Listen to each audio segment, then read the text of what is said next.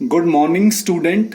आज हम class 11th से यूनिट नंबर 4 से कोवलेंट बॉन्ड टॉपिक को डिस्कस करने जा रहे हैं। तो इसका जो क्रेडिट जाता है वो लैंगम्यूर को जाता है। इससे पहले हमने लेविस कंसेप्ट को डिस्कस किया था। तो लैंगम्यूर ने लेविस कंसेप्ट को थोड़ा सा और मॉडिफाइड किया, उसको थोड़ा सा इंप्रूव्ड किया और इस कोवलेंट बॉन्ड को हमें समझाया। तो उन्होंने कहा कि जब एटम आपस में कंबाइन होने जाते हैं और वो कोई कंपाउंड की फॉर्मेशन करने जाते हैं तो कई बार क्या होता है कि वो अपने नियरेस्ट नोबल गैस कॉन्फ़िगरेशन को अचीव करने से रह जाते हैं। ठीक है, यानी कि वो कई बार अपना ऑक्टेट पूरा नहीं कर पाते या कई बार वो डुप्लेट पूरा नहीं कर पाते। तो इस दौरान लैंगम्यूर ने कहा कि उन एटम्स को फिर एक दूसरे के साथ जो है शेयरिंग करनी चाहिए वैलेंस इलेक्ट्रॉन्स की, यानी कि इलेक्ट्रॉन्स की अगर वो शेयरिंग करते हैं तो वो कहीं ना कहीं जो ऑक्टेट है या नियरेस्ट नोबल गैस कॉन्फ़िगरेशन है उसको अचीव कर लेंगे। तो उन्होंने क्या डेफिनेशन दी, उन्होंने कहा the bond formed by mutual sharing. Mutual sharing यानी कि दोनों के दोनों एटम्स आपस में एक दूसरे से शेयर करें बराबर बराबर इलेक्ट्रॉन्स। ठीक है, तो mutual sharing of electrons between the combining atoms of the same और डिफरेंट एलिमेंट्स। वो सेम भी हो सकते हैं या डिफरेंट एलिमेंट हो सकते हैं। तो उन दोनों के बीच में जो बॉन्ड बनेगा वो कोवलेंट बॉन्ड बनेगा और जो कंपाउंड बनेगा उसको हम कोवलेंट कंपाउंड कहेंगे। क्लियर? इसका एग्जांपल समझते हैं हम, जैसे कि formation of covalent bond in Cl2। Cl2 के अंदर हम कोवलेंट बॉन्ड को देखेंगे। आप सभी को पता है कि क्लोरीन की कॉन्फ़िगरेशन 287 होती है। तो इसके आउटर मोस्ट में 7 इलेक्ट्रॉन्स हैं, यानी कि मैं इसको लिख सकता हूं क्लोरीन 1 2 3 4 5 6 एंड 7। और एक और क्लोरीन मेरे पास है तो इसके अंदर भी 1 2 3 4 5 6 और 7 वैलेंस इलेक्ट्रॉन।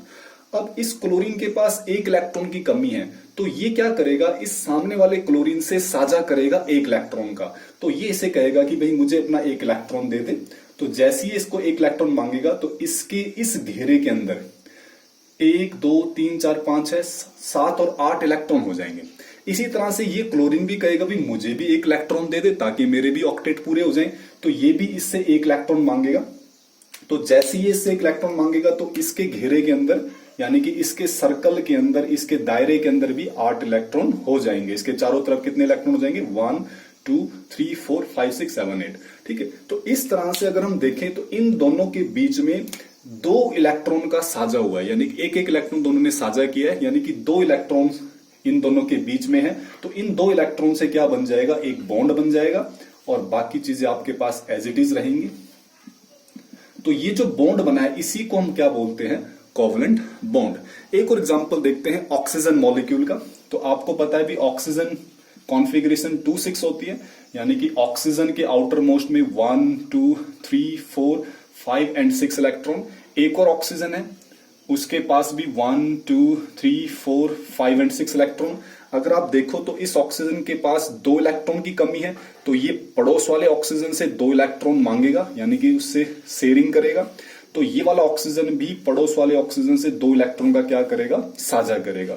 तो इन दोनों के बीच में अगर आप देखो तो 2 और 2 4 इलेक्ट्रॉन हुए, यानी कि 2 इलेक्ट्रॉन से एक बॉन्ड बनेगा, इन दोनों इलेक्ट्रॉन से भी एक बॉन्ड बनेगा और बाकी इलेक्ट्रॉन जो बॉन्ड बनाने में पार्टिसिपेट नहीं करते हैं उनको हम एज ए लोन पेयर के तौर पे कंसिडर करते हैं। तो इन दोनों के बीच में कौन सा बॉन्ड बन गया, डबल बॉन्ड। और ये कौन सा बॉन्ड है, कोवलेंट बॉन्ड, क्योंकि ये कैसे बने हैं, एक दूसरे से साझा करके बने हैं। एक चीज और ध्यान देना आपने, कई बार क्या होता है कि 2 एटम जब कंबाइन करते हैं तो उन दोनों एटम में से एक एटम इलेक्ट्रॉन का योगदान करता है, लेकिन वो दोनों ही एटम उन इलेक्ट्रॉन्स को साझा करते हैं। तो ऐसे में उन दोनों के बीच में एक बॉन्ड बनता है जिसको हम बोलते हैं कोऑर्डिनेट बॉन्ड।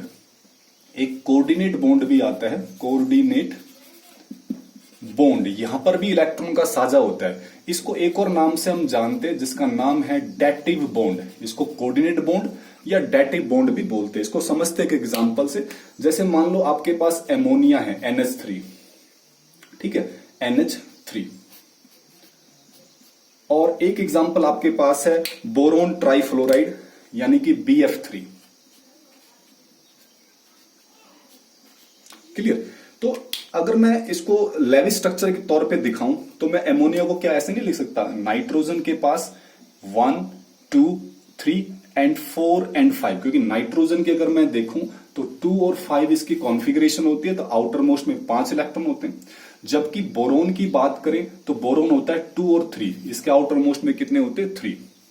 तो यहां से मैं बोरोन को दिखा रहा हूं, बोरोन के आउटर मोस्ट में कितने इलेक्ट्रॉन है 3, 1 2 एंड 3। अब यहां से नाइट्रोजन के साथ 3 हाइड्रोजन भी जुड़े हुए, तो एक हाइड्रोजन के पास क्या होता है 1 इलेक्ट्रॉन, हाइड्रोजन के पास 1 इलेक्ट्रॉन, हाइड्रोजन के पास 1 इलेक्ट्रॉन, ठीक है। इसी तरह से फ्लोरीन के पास, अगर हम फ्लोरीन की बात करें तो 2 7, तो इसको कितने इलेक्ट्रॉन की जरूरत है फ्लोरीन को 1 इलेक्ट्रॉन, तो फ्लोरीन को भी 1 इलेक्ट्रॉन की जरूरत है यहाँ पे, तो ये 7 इलेक्ट्रॉन अपने लेके आएगा इस तरह से। ऐसे ही दूसरा फ्लोरीन भी 7 इलेक्ट्रॉन लेके आएगा, ऐसे तीसरा फ्लोरीन भी 1 इलेक्ट्रॉन, बाकी 2 2 4 2 6 और 1 7, ठीक है। तो अगर हम गौर से देखें तो नाइट्रोजन के पास देखो चारों तरफ 1 2 3 4 5 6 7 और 8, पूरे 8 इलेक्ट्रॉन है। लेकिन बोरोन की तरफ देखें तो 1 2 3 4 5 6, केवल 6 इलेक्ट्रॉन है इसके दायरे में। इनको काउंट नहीं करना क्योंकि तो फ्लोरीन के, आप चाहो तो इनको हटा भी सकते हो फिलहाल, ठीक है। इनको मैं हटा रहा हूं, तो यहां पे 2 इलेक्ट्रॉन से एक बॉन्ड बनेगा, ये सभी को पता है। इनसे 1 इलेक्ट्रॉन, 2 इलेक्ट्रॉन से क्या बनेगा, एक बॉन्ड। तो नाइट्रोजन के पास देखो यहां पे एक बॉन्ड है, तो 2 इलेक्ट्रॉन है इसके अंदर, 2 इलेक्ट्रॉन इसमें, 2 इसमें 4, 2 इसमें 6 और 7 और 8। यहां बोरोन के देखें तो 2 2 4 2 6, तो कमी किसके पास है, बोरोन के पास। तो नाइट्रोजन क्या करेगा, 2 इलेक्ट्रॉन का कंट्रीब्यूशन करेगा, लेकिन नाइट्रोजन भी और बोरोन भी उन दोनों इलेक्ट्रॉन को इस्तेमाल करेंगे। देखो बोरोन जब इससे 2 इलेक्ट्रॉन मांगेगा तो इसके दायरे में कितने इलेक्ट्रॉन हो जाएंगे, पूरे 8। अब नाइट्रोजन भी ये कहेगा भी मैं भी इस्तेमाल करना चाहता हूं, अगर मैं केवल इसको लॉस करूंगा तो मेरे तो 6 इलेक्ट्रॉन रह जाएंगे। तो नाइट्रोजन कहेगा भी मैं भी इनका इस्तेमाल करूंगा, लेकिन मैं इनको साझा में रखूंगा, यानी कि मैं साझेदारी में जरूर रखूंगा इलेक्ट्रॉन को, लेकिन इस्तेमाल मैं भी करूंगा। तो नाइट्रोजन के पास भी कितने इलेक्ट्रॉन है, यहाँ पे 8 इलेक्ट्रॉन है। तो कहीं ना कहीं नाइट्रोजन ने क्या किया है, बोरोन को इलेक्ट्रॉन दिए है, ठीक है नहीं, और इस्तेमाल दोनों ने किए। तो नाइट्रोजन और बोरोन के बीच में जो बॉन्ड बनेगा, यहाँ पे नाइट्रोजन और बोरोन के बीच में जो बॉन्ड बन रहा है, ये बॉन्ड बनता है डैटिव बॉन्ड, और एरो से दिखाना आपने। इस एरो का मतलब है कि नाइट्रोजन बोरोन को इलेक्ट्रॉन दे रहा है। कितने इलेक्ट्रॉन, 2, तो दो इलेक्ट्रॉन से एक बॉन्ड बनेगा। बाकी इस पे H आप लगा सकते हो ऐसे कैसे, और इस पे आप F को लगा लो एज इट इज। तो ये जो बॉन्ड आपके पास है इसको हम बोलते हैं कोऑर्डिनेट बॉन्ड या फिर डैटिव बॉन्ड।